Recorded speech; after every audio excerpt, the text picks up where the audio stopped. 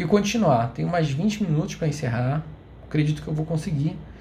Terminando, fechando essa questão, né, da faculdade, justamente concessão de um direito individual, nesses casos, afrontaria o mandamento da justiça social, que aí estaria concretizado no princípio da igualdade. Como assim? Uma pessoa que não está contemplada ali no orçamento, e se o juiz consentisse com a demanda dele e desse lá a vaguinha para ele, iria aumentar as despesas no orçamento e, porventura, por sua vez, iria retirar dinheiro de outros orçamentos, que não ali a questão da educação na faculdade, mas de outros lugares, né? O recurso não é infinito. Então, o Lobo Torres vai destacar que a reserva do possível, ela não é aplicável ao mínimo existencial, que aí não tem, é imponderável, né? Mas essa questão desses direitos sociais, né, vão ser plenamente tranquilas de se denegar, porque aquilo ali justamente não é um mínimo existencial. Porque o mínimo existencial, quando ele é afetado, né, ele é sim sindicalizável, por causa por via de omissão administrativa ou legislativa. Se tiver faltando algum orçamento ali que vise garantir o direito individual, isso sim seria sindicalizável, e aí deveria ter uma reserva orçamentária para que houvesse uma prestação visando a concretização desse direito, desse mínimo existencial, né? Algumas decisões aqui tupiniquins, a Carmen Lúcia, já em decisão monocrática, já decidiu de se enfatizar que a educação compõe um mínimo existencial de atendimento estritamente obrigatório para o poder público, dele não podendo se eximir qualquer das entidades que exerçam funções estatais. Aqui ela reconheceu que o direito à educação seria, então veja aqui já o Brasil confundindo o que é fundamental, o que é direito social, né? Enfim, considerou que realmente o direito à creche comporia, né, aqui educação, perdão, creche é outro exemplo, comporia essa questão do mínimo existencial, que não estaria na discricionariedade do administrador construir creche ou não, por exemplo. Outra aqui na decisão da STJ, a ministra Eliana Calmon, falou que a teoria da reserva do possível, em algumas hipóteses, como por exemplo na preservação do direito à vida e da saúde, não há de se considerar alguma ponderação, porque ambos, direito à vida e à saúde, são bens máximos impossíveis de ter sua proteção postergada, né? Então, é que a gente vê que a implementação dos direitos sociais está subordinada à reserva do possível, e depende sim da reserva de lei orçamentária e de empenho de despesa por parte da administração. Por outro lado, a concretização do mínimo existencial, que são dos direitos fundamentais e não dos direitos sociais, ela não está sujeita ao mínimo existencial, e caso haja um descumprimento, como foi o caso aqui do direito à saúde, direito à educação, direito à vida, né, entendidos aqui como direitos fundamentais pela Corte Brasileira, elas são sim sindicalizáveis e são sim algo que vão permitir que o judiciário determine a sua aplicação.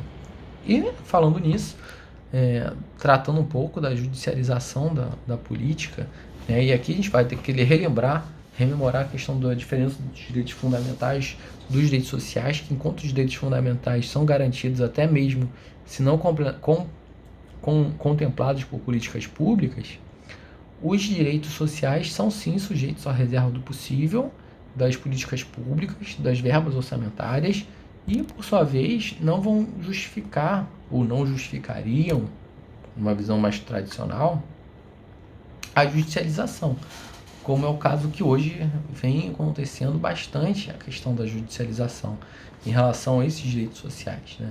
O Lobo Torres vai destacar que nos últimos anos vem se afirmando sim esse fenômeno da judicialização da política, o que já vem ocorrendo também nos países democráticos, né? Por exemplo, Inglaterra e Estados Unidos. Mas a Alemanha, a doutrina alemã, ela vem resistindo bravamente ao judiciário intervir nas políticas públicas, né? E esse fenômeno da judicialização da política pública consiste justamente na interferência do judiciário sobre as questões íncitas à elaboração do legislativo. E aqui via controle de constitucionalidade principalmente, né? Nesse contexto aqui, o juiz ele deixa de ser aquele aplicador formalista da lei para se considerar um próprio agente das transformações sociais, seja em relação ao meio ambiente, políticas de saúde, políticas sociais, políticas assistenciais, enfim, o juiz pega lá e entendendo, né, que seria adequado, né, e aqui ele seria balizado pelos princípios da moralidade, proporcionalidade, razoabilidade, né, mas ele, por mais que seja balizado com isso, ele não teria tantas ferramentas, por mais que haja tantas perícias que ele possa determinar, ele não teria as ferramentas de um planejador que está ali na administração, que tem todos os dados, todas as informações para definir qual é a melhor política, né? Isso levanta a suspeita, né, de separação, de ofensa à separação dos poderes. Mas, apesar disso, esse fenômeno da judicialização das políticas segue firme e forte, né? Segue firme e forte, sobretudo também para tentar a destruição de exclusão social dos pobres, enfim. Ela, ao mesmo tempo que é perigosa, ela se faz necessária, né? É um mal talvez inevitável. Por fim, Lobo Torres vai falar um pouco sobre o âmbito de proteção desses direitos, né? Que vai expressar justamente o domínio que vai compreender os bens protegidos pelo direito fundamental. E que não só é os limites do limite, né? Por exemplo, aqui a reserva do orçamento, enfim, algumas outras limitações desse mínimo existencial, né? Que esse mínimo existencial não é assim, não é a Bangu, existe um critério para limitar o que é mínimo, para justamente ele ser um mínimo, né? E não ser algo que seja tão variável. Existem limitações fáticas que vão limitar ainda seu campo, sua extensão, né? E aí a própria liberdade, que seria o valor vinculado ao mínimo existencial, exibe aspectos fáticos. Segundo o Alex, o que vai caracterizar a liberdade vai se distinguir de outros valores é a transcendência axiológica que ela tem, porque ela está presente em outros valores, né? E ela exibe também um aspecto existencial. Segundo um outro autor aqui, o Nelson Saldanha, vai falar que não vai ver liberdade senão em face da rede de convívios sociais. Então, para ver liberdade, há de se pressupor que existem relações sendo travadas, né? O mínimo existencial, então, vai proteger a existência física de um valor jurídico absoluto que só em casos extremos vai se tornar faticamente limitável. E esses limites fáticos podem ser de 3 configurações. O mínimo do mínimo, que aí vai ter uns status negativos, o máximo do mínimo, o mínimo do mínimo com status negativo, o mínimo do mínimo, só que agora com status positivo de liberdade, e o máximo do mínimo, aberto aqui para políticas públicas, né? Os limites fáticos, então, eles só vão poder ser ultrapassados pelo judiciário nas suas funções de controle de reserva de lei e de judicialização da política, quando o judiciário, então, atuar como um próprio legislador, né? Então, o judiciário fica ali no seu canteirinho, esperando um caso concreto chegar, né, para saber se vai encampar aquilo como um direito suscetível de preservação ou não, né? E aí o mínimo do mínimo existencial com status negativos, ele é aquele que vai ser em casos de extrema, por exemplo, pandemia é um caso de calamidade pública, mas ainda ou casos de extrema insegurança, guerra, enfim, algumas violações de dignidade humana que não vão poder ser evitadas, né, pelo Estado. Não tem como. essas ofensas não vão gerar nenhuma responsabilidade civil, uma vez que o Estado ele não é um segurador universal. Mas aqui abre ressalvas, né, abre espaço aqui para questões de direito administrativo que suscitam a responsabilidade objetiva do Estado, né? Por exemplo, aqui teve um caso de dano injusto ou antijurídico causado pela ação ou omissão do estatal, né? E aí, em 2008, o STF declarou o Estado responsável civilmente quanto ao tratamento médico de algum tetraplégico prejudicado por alguma omissão, o dever de proteção.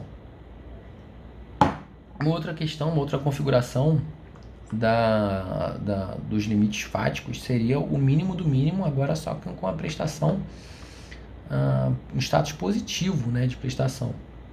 E aqui a proteção dos direitos da liberdade em geral projeta consequências orçamentárias. E por provocar projeções orçamentárias da proteção positiva dos direitos de liberdade, vão abranger tanto instrumentos de receita, tanto instrumentos de despesa. Alguns instrumentos de despesa, que aí vão aparecer dotações de órgãos que vão constituir garantias institucionais de liberdade, e aí que podem assegurar as garantias processuais, por exemplo, lógico, o judiciário, o legislativo, e que outros mecanismos de defesa, segurança nacional, forças armadas, e que outros mecanismos de controle, Tribunal de Contas, e via receita, né? Como questões de como os direitos vão ser financiados, por impostos, se for para despesas genéricas, ou via taxas e contribuições, quando houver uma contraprestação específica para algum contribuinte, né? Algumas formas assim de proteção positiva ele destaca, que é, por exemplo, a entrega de prestações gratuitas de serviço público, aqui, educação primária, saúde básica, a própria prestação jurisdicional. Uma outra forma, uma questão das subvenções e de auxílios financeiros a entidades filantrópicas, né, e assistenciais.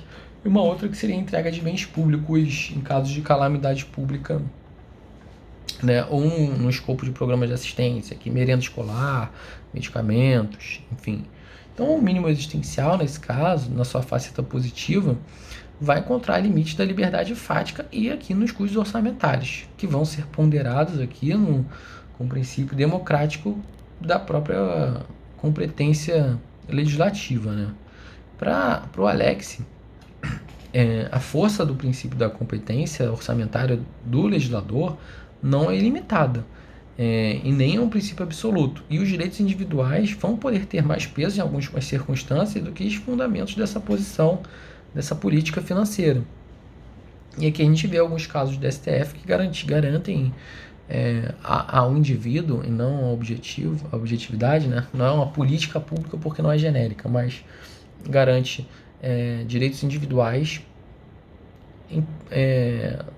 garante os direitos individuais em vez de dar preponderância ao princípio da competência do legislador, definir o que seria contemplado na política. E aqui, por exemplo, remédios paraidéticos, né, que ainda que a falta da previsão orçamentária exista, ela não deveria preocupar o juiz, mas deveria preocupar apenas ao administrador. E em relação à creche, por exemplo, a educação infantil não pode se expor a avaliações meramente discricionárias da administração pública. Aqui o Lobo Torres vai destacar que vão haver limites fáticos para a operacionalização do orçamento pelo judiciário também, porque ele também não pode promover um remanejamento de verbas além dos parâmetros da razoabilidade e da proporcionalidade. Não é simplesmente o judiciário chegar e falar que você tem um direito sem que calcule mais ou menos o impacto desse direito, né? E com certeza, se você está sendo concedido direito, pode ter certeza que de outra pessoa, talvez não, com certeza está sendo limitado, né? Porque o orçamento é limitado, né? Uma terceira configuração desses limites fáticos é a maximização ou máximo desse mínimo existencial, né? Que, respeitados os limites fáticos, o mínimo existencial deveria se maximizar pela sua expressão mais ampla e no Estado democrático de direito se impõe a garantia do mínimo existencial na sua dimensão máxima. E essa maximização do mínimo existencial acarreta, sim, logicamente, a minimização dos direitos sociais em sua extensão e não a sua profundidade. E aqui os direitos fundamentais, o mínimo existencial, especialmente nos países em desenvolvimento, vão ter uma estatura, né, uma extensão maior, né, e constitucionalizados, né, nas nações do que nas nações mais ricas, justamente pela necessidade preemente da preservação, da proteção estatal a esses bens essenciais à sobrevivência das populações miseráveis. Então, as imunidades e os privilégios dos pobres e as suas pretensões de assistências sociais vão requerer, sim, uma interpretação extensiva visando que elas sejam efetivamente garantidas. E aí um problema que surge disso, decorrente e inevitável, é justamente a quantificação do mínimo existencial. Vai abrir algumas questões, por exemplo, que o mínimo existencial vai deixando de ter uma faceta qualitativa para receber um tratamento quantitativo, né? E aqui entram em contexto, em debate, índices quantitativos, né? Que meçam qualidade de vida. Né? E outra questão que o judiciário também vai passar a examinar aspectos quantitativos do mínimo existencial. E as políticas públicas, e aí que inclusive as judicializadas, vão sim garantir o mínimo existencial e não apenas o mínimo do mínimo. Vão tentar garantir o máximo do mínimo existencial. E os limites fáticos aqui vão relativizar, então, a questão dos direitos fundamentais. Porque na medida em que se expande o quadro da constitucionalização do mínimo existencial, tudo vira constitucionalizado, né? Também os obstáculos fáticos vão crescendo e a sua realização também. E por estar tudo constitucionalizado, uma estatura constitucional, vai haver uma consequente judicialização, né, do orçamento que sustenta, porque muitos direitos podem ser judicializados, né? E a partir da relativização do mínimo existencial, vai passar da característica de direitos que são definitivos, expressos em regras, para a sua afirmação em políticas públicas, inclusive as que serão judicializadas, né, em algum momento da vida. E aí o STF vem enfrentando problemas, dilemas, nas questões de políticas públicas, porque em inúmeros casos o STF já adjudicou individualmente bens públicos, aqui, por exemplo, remédios, tratamentos médicos, aplicando direitos prestacionais a lógica dos direitos individuais, aquele que para direitos sociais a direitos individuais. E aqui, lógico, vai cometer injustiças com uma porrada de gente que não entrou, não judicializou, né? Porque só vai ser beneficiado das decisões quem entrou com a ação judicial. Por outro lado, em algumas ações, em algumas decisões monocráticas, o STF já assinou para que a jurisdição deve apenas controlar pretensões a políticas públicas, né? E isso vai comprovar que vão existir limites fáticos à garantia do mínimo existencial no caráter de pretensão das políticas sociais, né? E aqui, por exemplo, o limite básico seria a carga tributária. A gente não pode colocar que o Estado vai dar educação de primeira para todo mundo porque não tem condição financeira. A gente não pode confiscar dinheiro, não pode confiscar imposto das pessoas justamente para ter recurso para fazer alguma prestação. Então veja esse dilema que tem que ser enfrentado. A insistência aqui, então, do Poder Judiciário brasileiro de adjudicar os bens públicos individualizados, em vez de determinar uma implementação de uma política pública adequada, tem levado uma concentração de renda para quem é classe média, sobretudo quem é classe média, e os ricos, porque quem judicializa, quem tem dinheiro, não é o pobre, né? Convenhamos. Então é preciso distinguir entre o mínimo do mínimo existencial, né, no seu status positivo, né, que vai admitir a proteção individual dos pobres e miseráveis na defesa das condições de liberdade, e da maximização do mínimo existencial, que aqui é política pública pura, né? E o judiciário não pode ter essa intervenção, né? E aí, finalizando quase, até que ponto temos que otimizar os direitos sociais, né? Ou seja, os direitos que não são fundamentais, né? Nessa toada, esses são os direitos que vão ser definidos pelo legislador, né? Para se tornar definitivo. né, e vão sim ser aplicáveis, suscetíveis à reserva do possível, né? Então não devem ser, o judiciário não deveria colocar a mão, né, para definir por si só o que seria um direito, uma política pública, um direito individual, porque isso acaba privilegiando, sacrificando os direitos humanos, já que favorece sempre uma pequena parcela da população que tem técnica e agilidade e recursos para judicializar.